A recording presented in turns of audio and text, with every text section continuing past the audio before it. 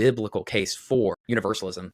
Even in the book of Revelation, most of the time people would consider the most, pro hell as eternal conscious torment sort of book on the lake of fire, all that. The kings of the earth throughout the book are constantly enemies of God.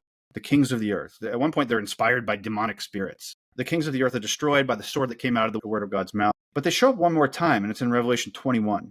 And it says, the kings of the earth entered the new Jerusalem, bringing in their glory. And as soon as we might think like, oh, well, that's sort of like the spoils of war, like you parade an enemy, a captured enemy. But it explicitly says in Revelation 21 that nothing impure will enter that city. So how could the kings of the earth who have been impure, in fact, they were possessed by impure spirits earlier in the book, now be allowed to enter the new Jerusalem, which is heaven, into which nothing impure could enter? So it seems like they've been purified, even though they've been destroyed, even though they've been utterly annihilated, even though they're always the enemies of God, even though their names are not seemingly written in the book of life, they actually do end up entering the city, which nothing can impure can enter. When you have this thought of like universalism is plausible, you could go to certain texts that will maybe push you more directly towards universalism.